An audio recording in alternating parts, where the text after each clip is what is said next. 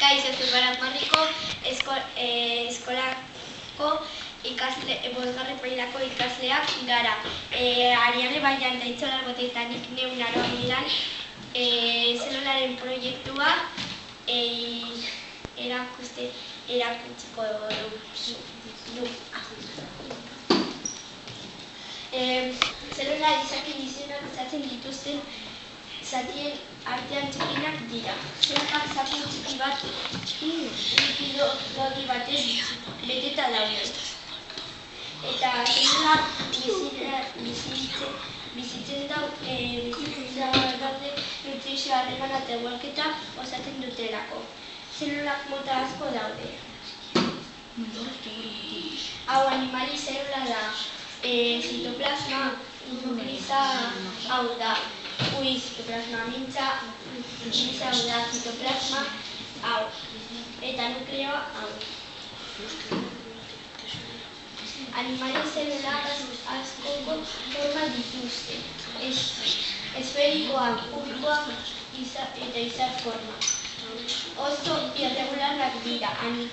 Landaren zelula, animalien zelula baino handiago dira. Irregularrak dira eta kontrastuak eta horma gogorra batez infektuta daude.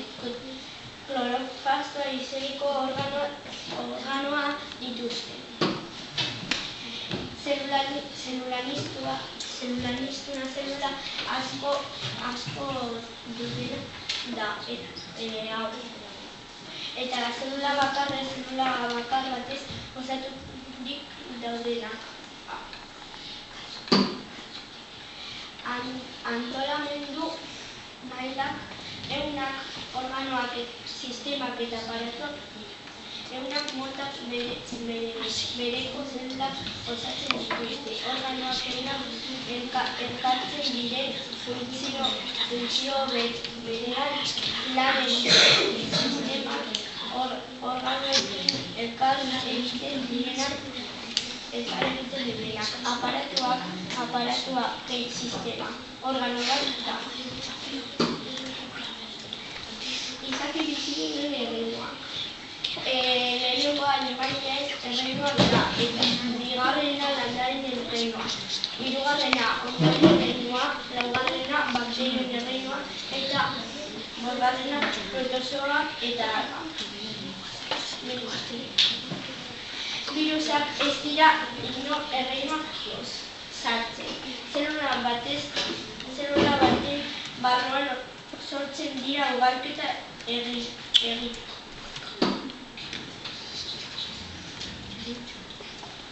Kaixo, Aitxol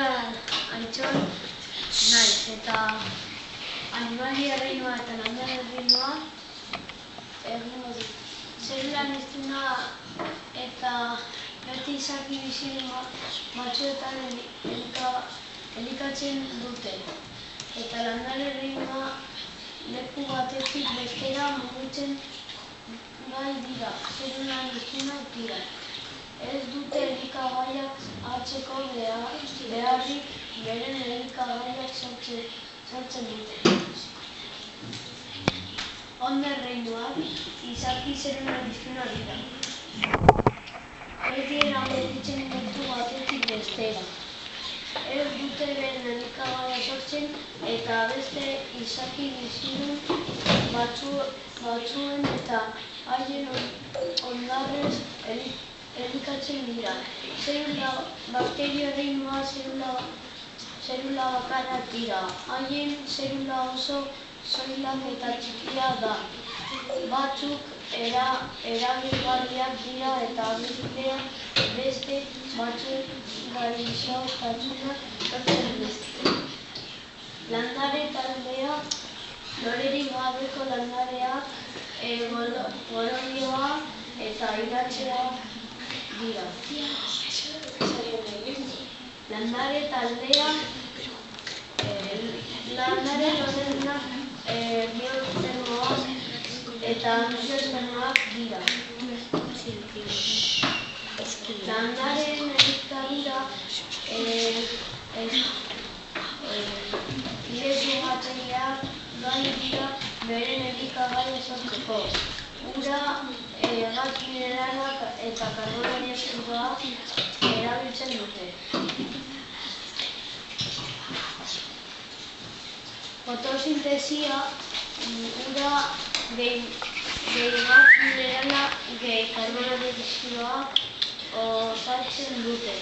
Landaren hartuko ura, gas minerala eta karbono dioxidoa hostoetaino iristerakoan elikagai bihurtzen dira, eguzki argia erabiliz. Kaixo, ni Ariane naiz eta arnasketa azalduko dizuet.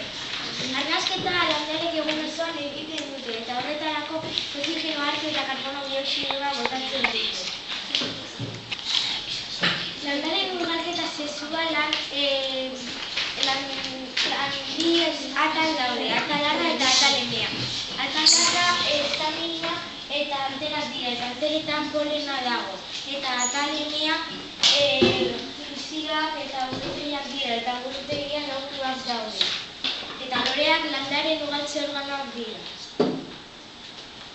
Polinizazioa polena anteetatik iztilotara igarotzeko prozesua da. Eta polinizazio eta bipolinizazio mota daude. Zentzu bidezko polinizazioa flore handi eta ikusgarriak gertatzen da, nektarra sortzen dutelako. Eta polen handiak gertatzen duten zaizkie eta beste lore batean batean askatu egiten dira. Haizearen bidezko polinizazioa landare hauek polen asko sortzen dute eta haizeak jarraitzen ditu lore batetik bestera. Lore hauek txikiak eta ikusgarriak dira. Ugalketa sexuala. Hainbat mota daude. Estoloiak, errizomak, tuberkuluak, aldazkak eta txertaketa. Estoloiak hauek dira eta lurgasaineko zurtoina dute eta horrekin bestelataren bat zertzen da. Errizomak hauek dira eta lurpeko zurtoin horizontala daukate. Tuberkuluak hauek dira eta errizoma modu bat dira, baina errizoma hori loditu egiten da eta libide honetan patata sortzen da. Ugalketa sexualaren erabilera aldazkak eta txertaketa dira. Aldazkak ernamun bat edo beste dituzten zatiak, zurtoin zatiak dira. Eta txertaketak landare batek zatia beste bati landatzean datza. Eta hau da aldazka eta hau txertaketa.